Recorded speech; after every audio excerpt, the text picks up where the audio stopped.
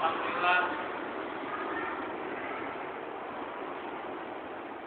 Alladzi arsala rasulahu bil huda wa dinil haq liyudhhirahu 'ala dini walau karihal musyrikun. As-sa'idatu lil muttaqin. Asyhadu an la ilaha illallah wahdahu la syarika lah wa asyhadu anna Muhammadan abduhu wa rasuluh alladzi la nabiyya ba'da. Hadirin ikhwatul iman, kita akan melanjutkan kajian risalah Ramadan kita. Kemarin kita telah membahas sedikit uraian dari Imam Ibnu Katsir serta Imam Muhammad Ali As-Sabuni dalam menjelaskan surat Al-Baqarah ayat 183. Dan pula dijelaskan lagi Ibnu Katsir menambahkan firman Allah, yaitu surat Al-Maidah yang berada di ayat 48. Allah berfirman, A'udzu billahi minasy syaithanir rajim. Likullin ja'alna minkum syir'atan wa minhaja. Untuk tiap umat di antara kalian kami telah tetapkan syariat dan jalan yang terang. Walau sya'allahu la ja'alakum ummatan wahidah. Sekiranya Allah kehendaki, niscaya kalian dijadikannya satu umat saja. Walakin liyabluwakum fima atakum fastabiqul khairat. Akan tetapi Dia hendak menguji kalian atas yang telah apa-apa yang diberikannya, supaya kalian maka kalian harus berlomba-lomba dalam kebaikan, lebih dahulu dalam kebaikan. Ibnu Katsir menyimpan ayat ini supaya bagaimana telah ditetapkan, yaitu bagi setiap umat syariat itu adalah bagaimana peraturan Allah yang terperinci, tidak hanya soal hukum yang berlaku tentang penghakiman seseorang, tetapi berlaku pula untuk seluruh pekerjaan amal, termasuk hukum hudud. Maka jangan dipahami syariat hanya berlaku untuk hukum hudud saja. Itu paling sempit. Syariat dalam sempit maknanya dan tiada meluas. Padahal yang dimaksud syariat bukan hukum hudud saja, tetapi berlaku juga seperti wudu, sholat, zakat, saum, naik haji, pula yaitu tata krama, akhlak, itu telah digariskan oleh syariat. Maka kalau seseorang ingin menegakkan syariat, ya dirinya juga harus bertanya kepada dirinya sendiri, sudah belum saya menegakkan syariat pada diri saya sendiri, pada keluarga saya? Sebab kalau dia mempertanyakan, ingin menegakkan syariat, tapi dia belum memenuhi dari kewajibannya kepada Allah, maka itu dia sama saja dengan tidak benar dalam menegakkan syariat. Justru syariat itu dimulai dari dirinya sendiri. Bagaimana dia telah bertauhid dengan benar kepada Allah, kemudian berakhlak dengan mulia, juga dia mengerjakan seluruh kewajiban dengan baik sesuai sunnahnya, barulah tentunya apalagi bicara tentang hukum hudud, maka itu tidak boleh sembarangan. Seseorang bicara hukum hudud tapi dia sembarangan menetapkan, apalagi dirinya juga belum benar, itu dia belum memenuhi dari tuntutan syariat. Karena itu syariat bukan hanya kepada Nabi Muhammad. Syariat adalah dari nabi-nabi sebelumnya. Nabi Adam syariatnya, pula Nabi Nuh, kemudian Nabi Ibrahim, pula beda-beda setiap syariatnya, hingga Musa, Isa, sampai Nabi Muhammad. Dari 313 Nabi, syariatnya berbeda-beda. Begitu pula dalam ibadah saum, mereka berbeda. Karena sejak dahulu belum diwajibkan saum Ramadan, baru diwajibkan tahun kedua Hijriah. Karena dahulu, dari pendahulu kita, Nabi Musa, itu adalah dia saum Asyura. Saum Asyura dia adalah sebagai tanda bersyukur. Kenapa dia bersyukur?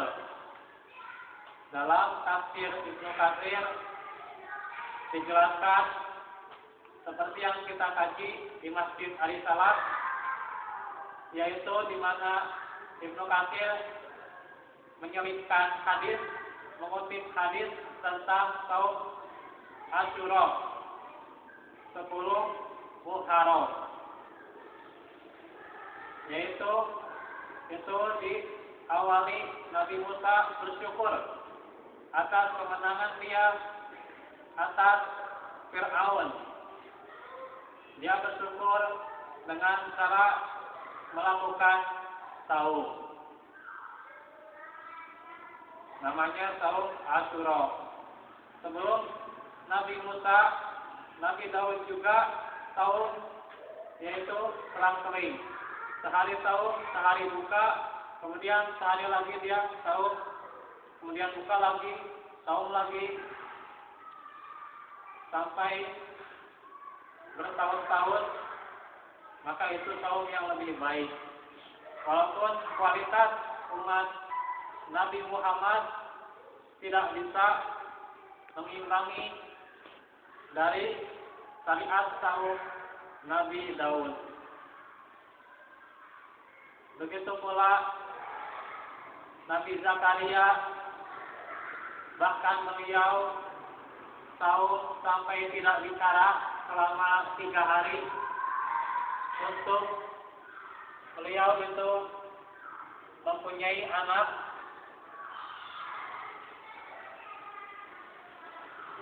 Pula bagaimana syariat saum pada nabi-nabi sebelumnya, itu merupakan syariat yang telah Allah tetapkan. Maka untuk setiap umat Allah berikan aturan syariat berbeda-beda, tata cara salatnya berbeda, tata cara saumnya juga berbeda. Ini adalah hikmah bagaimana Allah menjadikan syariat terhadap para nabi dan umatnya. Pula manhaj, yang disebut manhaj juga bukan saja manhaj Rasulullah dan para sahabat, tapi manhaj itu telah terbentuk, telah dilakukan semenjak Nabi Adam.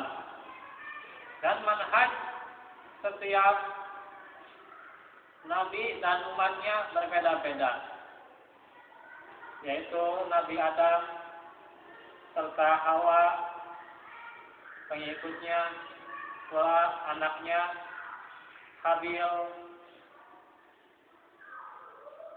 Dikisahkan Nabi Adam mempunyai 4 anak, bukan hanya Habil dan Qabil, tapi diceritakan yaitu 2 anak sebelumnya, yaitu beliau punya anak yang hampir dinamai Abdul Waris, tapi meninggal dunia. Dan anak yang kedua malah dinamai Abdul Waris. Itu namanya orang yang mengikuti Nabi Adam, itu manhaj, jalannya Nabi Adam dan para pengikutnya. Dan juga Nabi Nuh itu punya orang-orang yang bermanhaj, yaitu orang-orang yang ikut ke bahtera Nabi Nuh ketika banjir. Maka Kan'an itu bukan dia bermanhaj kepada Nabi Nuh, tapi yang bermanhaj kepada Nabi Nuh adalah orang-orang yang mereka itu ikut dalam bahteranya. Begitu pula Nabi Daud, yaitu yang bermanhaj kepadanya adalah Raja Talut dan para pengikutnya, serta nabi-nabi yang lain, termasuk Nabi Musa mempunyai manhaj, yaitu orang-orang Bani Israel yang mengikutinya, sedangkan kebanyakan Bani Israel menentang kepadanya. Pula Nabi Isa, orang yang bermanhaj kepada Nabi Isa adalah kaum Hawariyun, yaitu penolong-penolong Nabi Isa. Dan di Nabi Muhammad, orang-orang yang bermanhaj yaitu sahabat. Ada pula yang hidup di kalangan ketika Nabi Muhammad masih hidup, dia masuk Islam, tapi dia tidak bertemu dengan Nabi Muhammad. Itu adalah tabi'in. Tetapi sama keduanya meninggal dalam keadaan Islam. Sahabat tabi'in itu bermanhaj kepada Nabi Muhammad. Itulah manhaj, yaitu jalan-jalan, termasuk pensyariatan tahun di kalangan Nabi, yaitu dari manhaj periode bagaimana kalau dibahasakan juga sunnah jalan, sunnah juga, yaitu dari Nabi hingga Nabi itu dari diutus menjadi Rasul sampai meninggal dunia. Itu manhaj, yaitu jalan atau sunnah, yaitu dari beliau diangkat menjadi rasul hingga meninggal dunia. Orang-orang yang mengikutinya yaitu sahabat, tabi'in, tapi kalau tabi'in tidak bertemu, maka dari para nabi ditetapkan syariat dan manhaj. Maka kalau tasawuf itu dikerjakan pula oleh umat-umat terdahulu, maka syariat dan manhajnya telah ditetapkan, sehingga barang siapa yang menyimpang maka dia tidaklah berada dalam jalan yang lurus. Kemudian Allah juga kalau menghendaki dijadikan satu umat saja. Walau sya'allahu laja'alakum ummatan wahidah. Dijadikan semua satu umat. Yang dimaksud satu umat bukan satu umat yang dimaksud oleh kebanyakan orang sekarang. Kebanyakan berpendapat satu umat dalam ayat ini yaitu seperti ormas-ormas Islam atau kelompok-kelompok lembaga-lembaga Islam, kemudian pula semuanya dari kelompok-kelompok yang mereka sebut firqah, semuanya bersatu, itu satu umat. Yang dimaksud dalam ayat ini bukan ternyata bukan umat yang digambarkan oleh kebanyakan orang. Justru yang dimaksud Allah adalah yaitu dari Nabi Adam sampai Nabi Muhammad. Yaitu kalau Allah menghendaki Nabi Adam, Nabi Nuh, Isa, atau sebelumnya Ibrahim, Daud, hingga Nabi Muhammad, semuanya jadikan satu umat. Pemimpinnya Nabi Muhammad. Jadi kalau Allah menghendaki Nabi Adam, Nabi semuanya, para nabi pemimpinnya Nabi Muhammad. Nabi Muhammad punya pengikut para nabi. Itu yang Allah maksud. Bukan di kita berpendapat, oh ini ormas tertentu harus satu umat, berada dalam satu umat. Kemudian lembaga-lembaga Islam semuanya dijadikan satu umat, tidak terpecah. Itu salah kaprah, salah tafsiran. Di mana ulama salaf menjelaskan tafsiran seperti itu? Tidak ada. Justru umat yang dimaksud adalah umat terdahulu dari para nabinya sampai Nabi Muhammad. Itu yang dimaksud. Karena itu Allah menghendaki, maka kalau Allah menghendaki syariat tahunnya pasti sama. Tahun Ramadan semua. Dari apa yang dikerjakan Nabi Adam, Idris, Nuh, semuanya 313 nabi, 124.000 nabi, 313 rasul, semuanya tahunnya sama, Ramadan. Kalau Allah menghendaki. Tetapi disinilah hikmah Allah menjadikan syariat dan juga manhaj, yaitu untuk berlomba-lomba dalam kebaikan. Karena itu, bagaimana berlomba-lomba dalam kebaikan, walakin liyabluwakum bima atakum, terhadap nikmat-nikmat yang telah Allah berikan. Setiap umat diberikan nikmat yang berbeda. Umat Nabi Adam, kemudian begitu pula umat Nabi Nuh, apalagi yang paling banyak sebelum Nabi Muhammad, yaitu Bani Israel yang paling banyak. pula setelah Bani Israel, yaitu Nabi Muhammad. Karena itu ada ayat tentang kekhususan Bani Israel, wa anni faddaltukum 'alal 'alamin. Atau di surat Ad-Dukhan, yaitu walaqad najjayna Bani Israel. Tapi ternyata Allah ikuti minal adabil muhin. Karena kebanyakan Bani Israel tidak bersyukur kepada Allah. Karena itulah pula Nabi Muhammad juga mempunyai nikmat-nikmat dan lebih. Bahkan ketika Nabi Muhammad itu mengetahui bahwa umat sebelumnya Nabi Musa,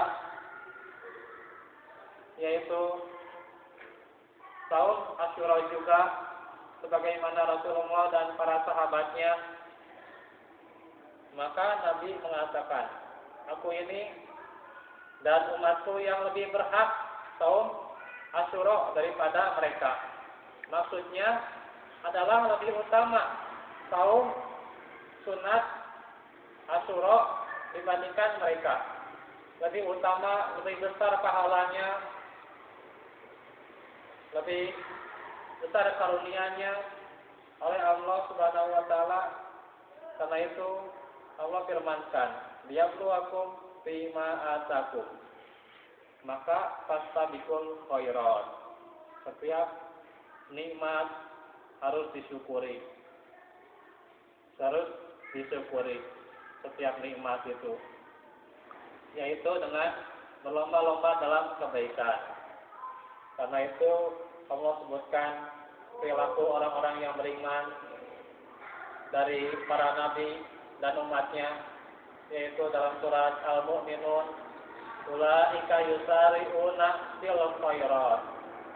Mereka itu berlomba-lomba dalam kebaikan, bersegera dalam kebaikan. Dan juga Allah perintahkan, wasari'u ila maghfiratin min rabbikum.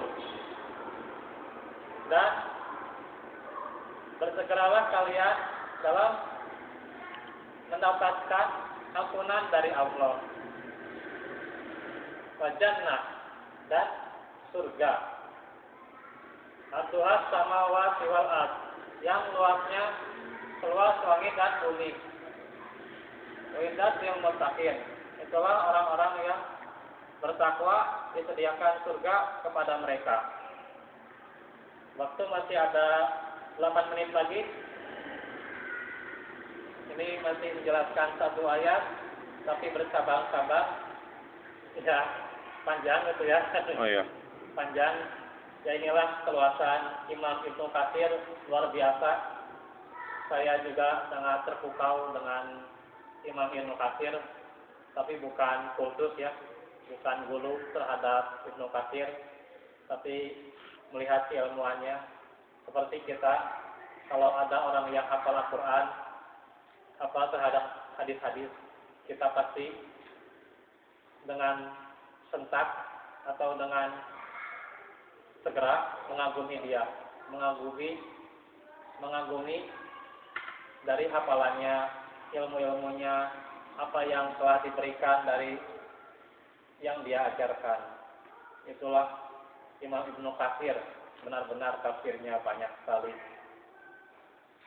Inilah makanya sabar ya kalau ingin cepat beres bab ini, karena disinilah kita tentunya menuntut ilmu dituntut untuk bersabar. Mau sebentar, mau lama, itu dituntut untuk sabar. Karena orang yang sabar itu menghargai proses dalam menuntut ilmu. Jadi fastabiqul khairat, yaitu berlomba-lomba dalam kebaikan. Maka bulan Ramadan, bulan yang dimuliakan Allah syariatkan kita berlomba-lomba dalam kebaikan, di mana saja, kapan saja. apalagi mendekati Ramadan. Kalau yang mampu saum pada bulan pada bulan Sya'ban, itu kalau Syawal setelah Ramadan ya. Iya. Tapi yang mampu di bulan Sya'ban, sebelumnya juga bulan Rajab, yang mampu saum sunat, silahkan saum sunat. Tapi ada pertanyaan pula, bagaimana kalau saya membantu orang miskin? Saya ikut makan bersama mereka, otomatis saya juga belum bisa saum sunat di bulan Rajab maupun Sya'ban. Nah, itu prioritas saja. Membantu orang miskin juga berlomba-lomba dalam kebaikan. Tidak harus dengan saum saja. Bisa membantu orang miskin, memberikan makan mereka. Ya, kita juga misalnya ikut makan bersama mereka ke panti asuhan atau ke madrasah-madrasah, memberikan sedekah banyak. Jadi tidak hanya saum sunat dalam bulan Sya'ban ini, tapi banyak amal-amal soleh dari yang Allah wajibkan, dari yang disunahkan pula. Banyak. Serta akhlak mulia itu adalah ketakwaan. Rasulullah dipertanyakan kepadanya, apa itu takwa? Beliau mengatakan, at-taqwa husnul khuluq. Takwa itu adalah berakhlak mulia. Dan husnul khuluq, berakhlak mulia, itu yang paling memberatkan timbangan. Tidak hanya amal-amal solih, sholatnya, saum, zakat, atau dia membaca Al-Quran, tapi akhlak mulia lebih daripada itu. Walaupun diikuti dengan amalan-amalan tersebut, pula akhlak mulia bisa terbentuk dari sholatnya, zakat, saum, sedekah, semuanya. Berakhlak mulia, mengajarkan ilmu, bermuamalah dengan baik, berhubungan dengan baik dengan manusia, akhlak mulia bisa terbentuk. Maka termasuk pula apalagi membantu orang miskin. Maka termasuk pula ibadah berlomba-lomba kebaikan, yaitu membantu orang miskin. Ya, itu ayat yang kita bahas. Masih ada waktu sekitar 3 menit. Sedikit lagi ya. Oh iya. Karena itulah bagaimana Imam Ibnu Katsir meletakkan ayat ini, tentunya supaya kita berlomba-lomba dalam kebaikan. Maka dilanjutkan firman Allah, yaitu diriwayatkan bahwa Imam Ibnu Katsir menjelaskan, Allah menjelaskan batas hari-hari yang dilakukan padanya untuk saum. Hal itu dilakukan yaitu ketika sebelum saum Ramadan itu tidak setiap hari mereka melakukan saum. Kenapa? Agar tidak berat dikerjakan. Sehingga kalau tubuh mereka mengerjakan saum, mereka kuat, mereka mampu mengerjakannya. Sehingga tubuh tidak menjadi lemah dalam melaksanakannya. Melainkan ayyaman mahdudat, yaitu dalam beberapa hari tertentu, supaya kuat. Memang demikianlah cara ibadah saum. Pada permulaan Islam, yaitu adalah saum 3 hari setiap bulannya, yaitu pertengahan bulan, Ayyamul Bid, kemudian dimantuk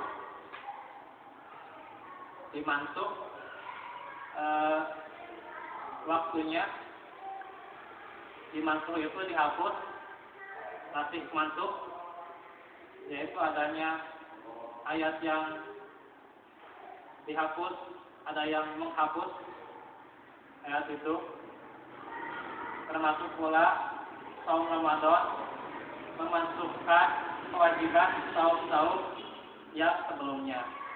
Kewajiban saum 3 hari pertengahan bulan Hijriah dimasuk, pula saum Asyura yaitu juga dimasuk. Dimasuk itu bukan dihapus secara kewajiban, tapi yang dimasuk adalah hukumnya. Yang asalnya hukum dari saum 3 hari pertengahan bulan itu wajib, kemudian menjadi sunat. Begitu juga saum Asyura yang tadinya wajib menjadi sunat. Dan sesungguhnya telah diriwayatkan bahwa ibadah saum itu pada permulaan Islam sebagaimana yang dilakukan umat-umat terdahulu, yang biasanya umat-umat terdahulu setiap bulannya 3 hari.